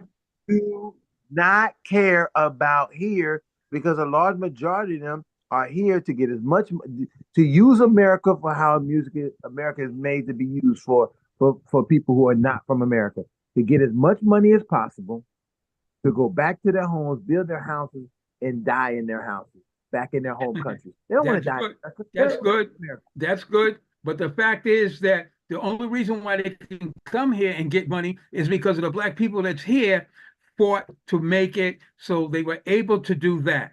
So they should give back. No matter what country they come to, they should give back. Oh, this brother is being wrongfully prosecuted, and let's go to court. Let's 10 of us go to court so the judge can see that this person, they got to be very careful with how they deal with this person, because this person has backing from the community, rather than go into court by yourself and they just look at you as a lone individual and they treat you any way they want. And it's the same thing with people in prison. We got to maintain communication with our brothers and sisters in prison so that prison people don't treat them any way they want. They don't experiment on them. They don't put them in solitary confinement.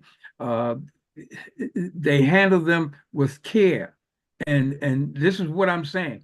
The black people don't support the black people. The black people talk about, oh, black this, black that, but they don't support their own people. That's the point that I'm making, Dr. Ron. If I go to a Caribbean island and a Caribbean brother or sister is having issues and they need somebody to go to court, I'll go to court with them. And I'm not from there. Well, I'm not directly from there, but yeah, I'm not from there. And the thing is, should be the I ain't having it mentality. I'm not letting nobody get over our people. I'm going to support our people. The Chinese do it. The Japanese do it. The Italians do it sometimes. The Jewish people do it all the time. And we have to do it. Instead of going to church, giving our money to the preacher that's robbing us, and we're not getting nothing in exchange for that, we should be supporting each other in their plight against whatever atrocities that they are facing. We got a hand up.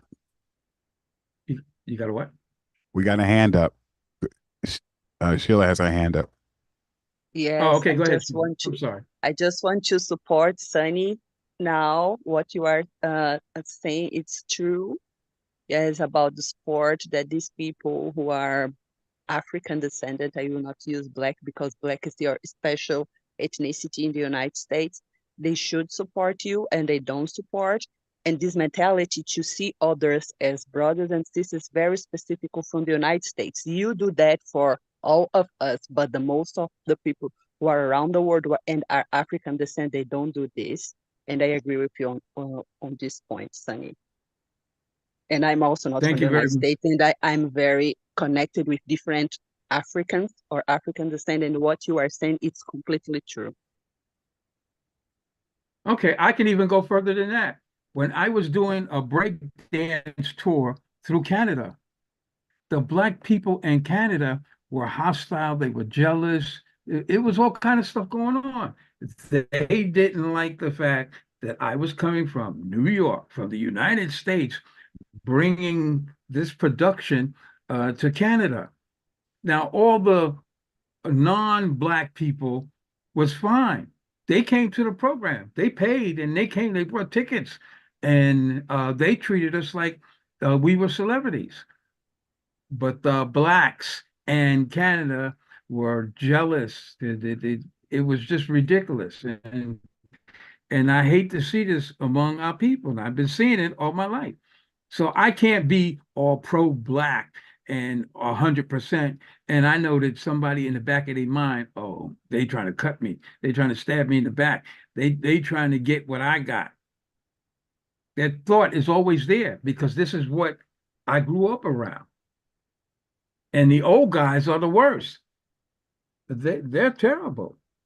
At least with the young person, they at least give you an audience. You can sit down and you can at least talk to them and explain because their mind is still open and they're still learning. But somebody that's old, they're stuck in their ways, and sometimes their ways are not progressive. And I just ain't having it. I hear And you. this program is every Thursday from 10 until 12. And we also have an assister program. I don't know if that's the right word, but a program that's also on the GoPro Radio Network, which is the Colored Only Cafe every Wednesday from 9 until 11. And then I understand from the website, from the GoPro Radio website, that we're going to have a new program join the GoPro, Sean Farad. And that's going to be every Friday. I don't know when it's going to start. It started last Friday. It's called Expressions in Black with journalists and activist Deshaun Farad. And he has Larry Ham, an activist out in New Jersey, very well known. He may be running for a very powerful office. He may announce it tomorrow.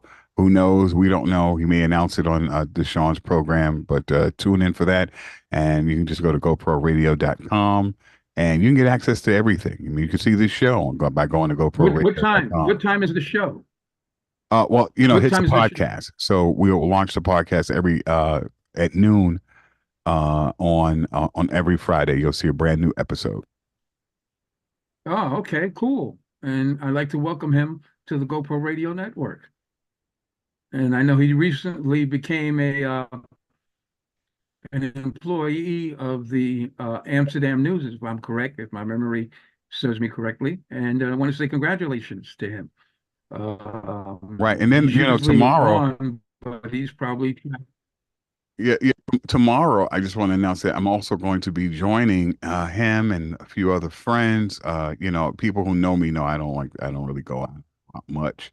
I don't really like to do this. I don't, you know, I think I partied enough for 20 of us on this call. But tomorrow is going to be very special. We're going to have an opportunity to really, you know, hang out, break some bread with some really funny folks. What's going to be some of the areas you're going to cover tomorrow? Well, you know, they call it Holiday. It's a comedy night, and it's hosted by comedian Davida D. There's other comedians, Dara Jamont and Young Tef. Onika McLean will be there. It's at the Fly Private Social Club. I'll try to get the flyer up on screen in a minute, but it's over in DeKalb Avenue, 240 DeKalb Avenue in Brooklyn. There's going to be an open mic. Doors are going to open at 7 o'clock. 7:30 is the show. And we want everybody who's in the area, want to have a really good time, positive vibes with really some really good people. You don't have to worry about, you know, people fighting, carrying on. And you want to be in a nice, mature environment. You definitely want to pop by, have a couple of drinks. It happens all, like I said, early, time enough for you to go back home and get in bed. But yeah, so I'm really looking forward to this because it's some real funny comedians that I know will be in the house. So I'll give a chance to kind of laugh, like I said, break some bread, be around some really positive people. And it's tomorrow. The name of the place is sounds called very interesting. Fly Yeah, I like Private that. Social Club.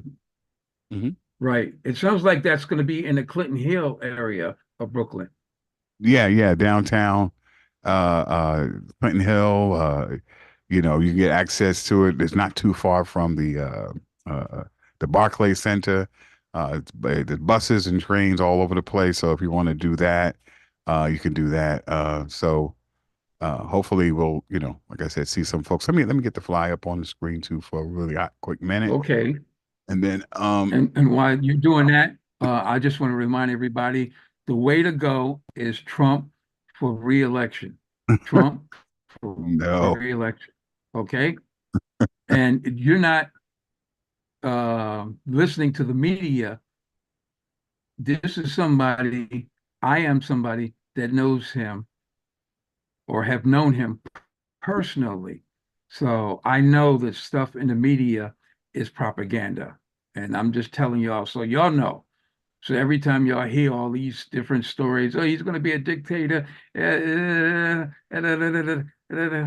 Well, He's not going to be a one thing dictator. I can absolutely agree with you on is that it's all propaganda.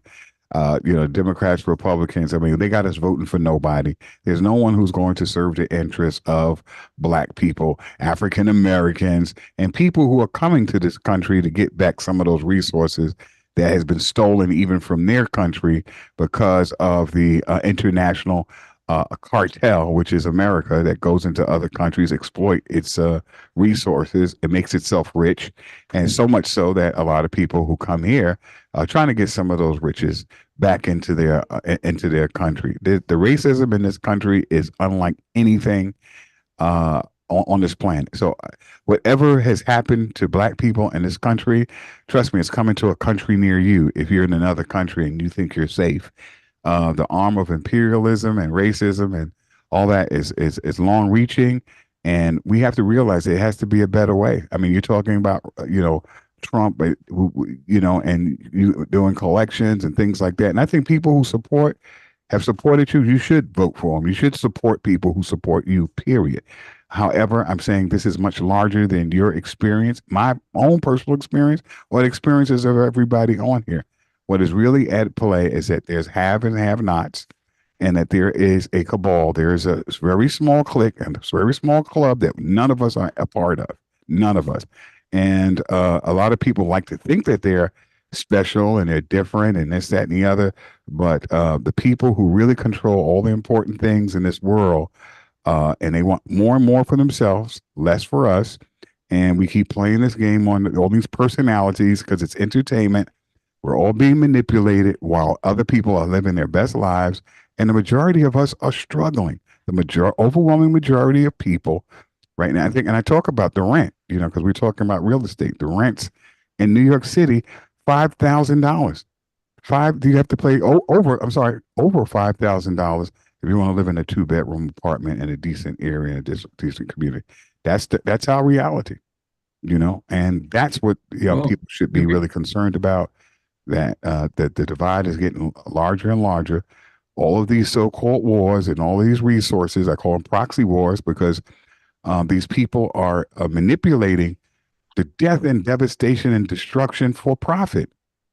But see, you're ganging them all in one thing. And I'm saying the Republican, I'm just saying Donald Trump is different than all of them.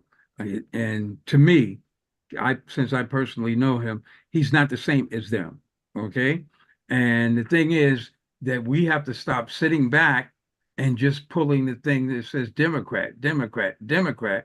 And we got to change up and we got to say Republican, Republican, Republican, Donald Trump, Donald Trump. Now, even if they take him off, Sonny, what are we getting for that? What are we getting for that? What's the political platform for Black people for Black people to vote Republican? I could tell you, I could definitely answer that question. What you're going to get is a clearer sense of justice, because now he knows what Black people have gone through in terms of dealing with the justice system. So now he's going to make sure that those people, those Democrats that have been sitting very comfortable in those positions and have been putting our people in jail and putting our people out on the streets, and been doing our people wrong and taking our money, our taxpayer money, and sending it to other countries, he's going to make sure all that stops. Stop the immigrants from coming in here soaking up all our resources. Sonny, They're soaking up our, what,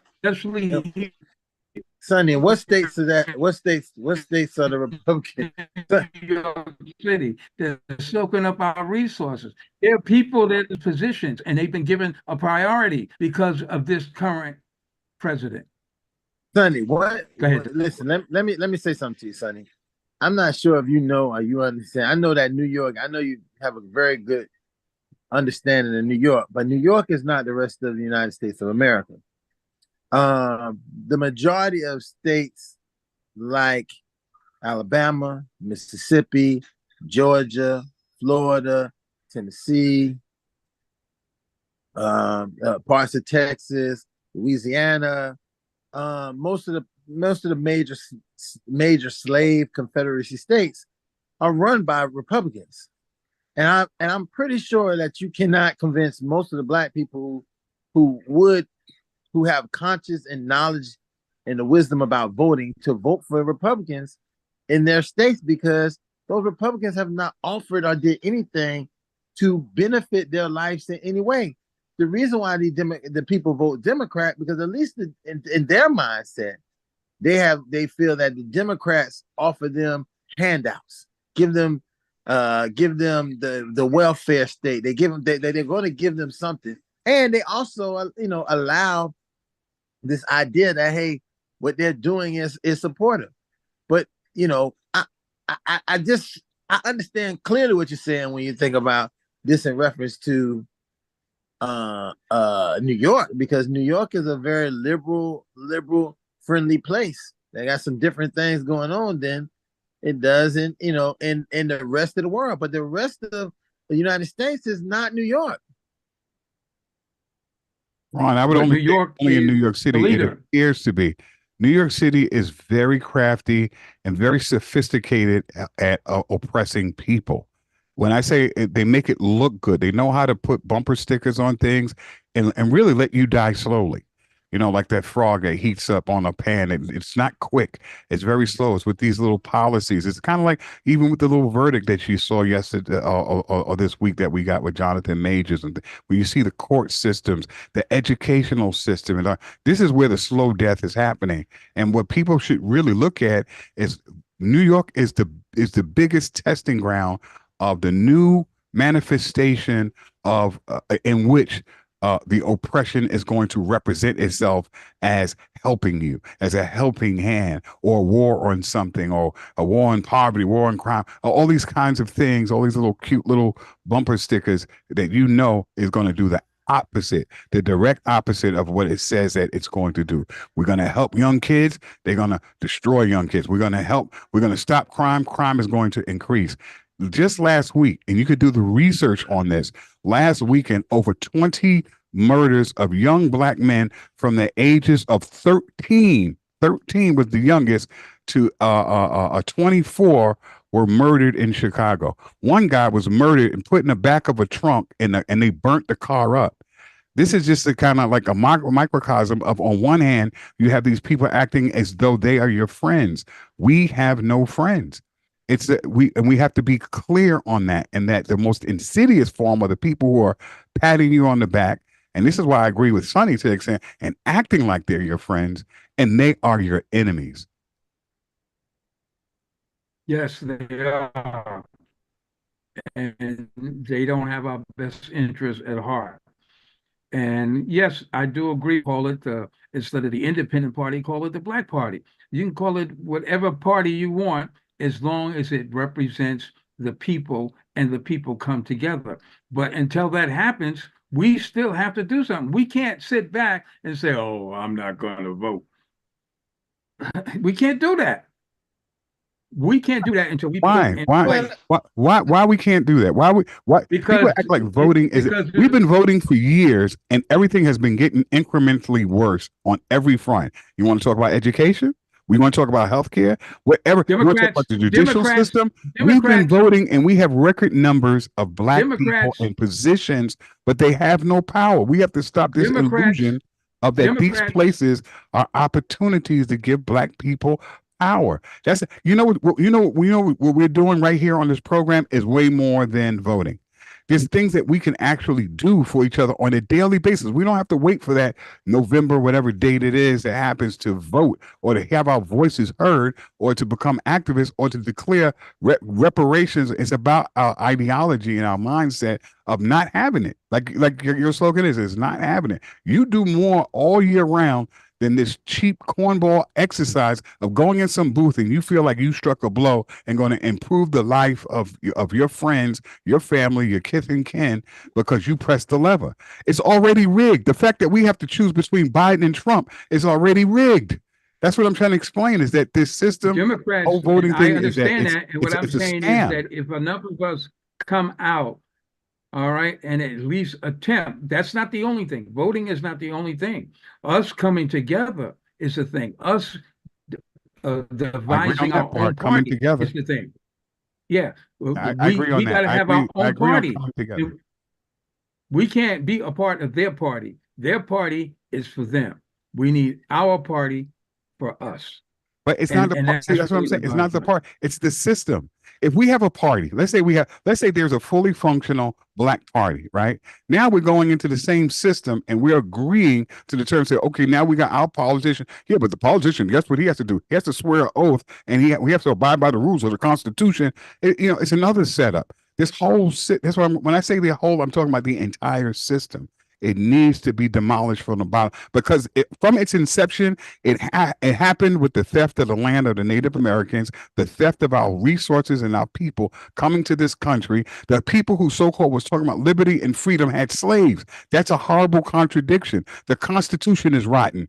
No one is going to say, you're going to have people, oh, the Constitution, America is great. America's never been great. America's always been what it will be, and it is the oppressive arm for the entire world. America is the biggest bully. We're the biggest terrorists. We're the biggest everything when it comes to oppressing people. And we have these arguments about, well, let's just get a couple of politicians in and let's see if they can get us a couple of more pieces of chicken at the end of the year or the biscuit. All I'm saying is that, it's time that we take a look at these things and recognize that, that we're being played and say, wait a minute. Why are just this small group of people taking all the wealth and resources and we don't have nothing? Who says that we got people are working and killing themselves 6 and 7 days out of the week and having their wives work and their kids work because they want to have some kind of economic, income where they can have some kind of peace of mind or some quality of life that everybody should have. The planet is rich with resources. There's been studied. There's not because there is a dearth of resources on the planet. Is that they just want more for themselves. That's the problem. Everybody can eat. Everybody can live in a beautiful place, and they don't want that. They want the chaos because you can make money for a certain group of people when there's war, when there's famine, when all these things that we look at, we're victims of these problems. It's great for the people like at BlackRock or Vanguard and all these other people who own everything, who are the major investors and don't care if a Democrat or Republican win, they're going to win. Well, like Lydia is saying, we know the problems, and she's saying, what is the solution? The solution is always revolution. Coming together. But before we have revolution, we have to come together and we have to stop playing these games as if that these things that we're doing, that like that's why I said I appreciate what you did, because that's local. It helped you. Donald Trump hired you. You put some money in your pocket. You were able to change your situation. Fine. But when I'm saying that in terms of a group thing, in terms of what we have to do as elevating the collective consciousness or developing an ideology that recognizes that this system is not for us and we should not invest in it in any way, whether we invest our time voting or invest our time and effort and energy in building something a different world. And to me, the only way that makes sense is revolution. You got to change it from the bottom, because I've seen and I've been witness to all these small changes, and then they always go right back. It's this game that keeps going back. And I say, really, this system is rotten at its core. So what do you got to do? It's not the system. I don't think it's the system anymore. We cannot put a Band-Aid and we can't just fix it up and make it look. We can't put lipstick on a pig. It's still a pig. But it's not the system anymore. It's the people. Our people need to wake up. Our people need to work together. Our people need to devise something that works for us instead of sitting back. We got to stop sitting back complaining. Like Lydia said, we already know what the problems are. Okay. Now we got to work to solve the problems. How do we come together? That's the whole thing. But we are. got to come together. But I'm saying what we are. You're doing it with your show. You're doing it with your voice. Ron does it with his voice. He does it with his show. I do it with my voice. Everybody on this platform are activists in some way, whether it's in the arts and entertainment, whether it's teaching, it's in the schools. People have been for a long time doing what they can. They started where they are, using what they have and doing what they can. The problem is you have other people who say, hey, let's do this useful exercise. And then people feel like, oh, I've done something, or this is going to push the needle, as opposed to recognizing that all that stuff that you're doing has been done before. We have record number of Black politicians, Black and brown, as everybody want to include people of color in these offices, and things have gotten worse. So you got to know that, okay, we're doing it. That's the definition of insanity, doing these things that we know don't work. Here's the solution. Have as a mindset, not as a reactionary impulse, but as a mindset to divest and boycott, or whatever you want to say to yourself, all of these institutions. Stop spending our money in these places. Get together with people, friends and friends. Build, or I should say, rebuild your community despite being attacked. You start institutions. Stop thinking about a job as a flex. Stop thinking, oh, I got this prestigious job. I work at so-and-so university and all this other stuff, patting yourself on the back and breaking your arm. I work for this person. And that's a job. You calling some other man daddy, boss or whatever. Start institution. I don't care if your business is small or you're selling incense and oil in the street. You're more powerful than somebody who has to get told, who's getting up early in the morning, busting their ass for somebody that they will never meet. Well, I can agree to that, but we have to come together. And speaking of come together, we're coming to the end of our feed to Facebook and YouTube. I'd like to thank everybody for being on the show tonight. Sylvia, Marlene, Bro Pete, my daughter Elizabeth, Kathleen, my daughter Venus, myself, Jacqueline Banner, Lydia, Quinn, Dr. Ron, and Mr. Washington. We do this every Thursday night from 10 until 12. Don't forget Tylon's show every Wednesday, which is from 9 to 11 on the Colored Only Cafe. And try to support the GoPro Radio Network as much as you can. I know everybody is struggling hard, but let's struggle even harder to make it happen. And I'd like to thank our sponsors for sponsoring the program. And wow, it's been a very interesting conversation. Next week, try to delve into something a little bit different. I like the relationship stuff, because the relationship stuff, we really get to the heart of what our people are really made of and what they're not made of and what they should be made of. So that stuff is interesting. Let's run our sponsors before we sign off. Hey everyone, this is Francesca Amato, two-time best-selling author of the book Punished for Protecting the Injustice System of Family Court and I Survived a Narcissist. You can too. You can find it on Amazon. Also, I am the owner of Punished for Protecting Incorporated. We are a multi-faceted expert team here to protect your families from family court and CPS abuses. You can fill out our form at punishtheNumber4beingaparent.com. Be sure to keep listening or view the I Ain't Having It show every Thursday at 10 p.m. with the legendary Sonny B. Southerland Sr. on the GoPro Network. Thanks, Sonny.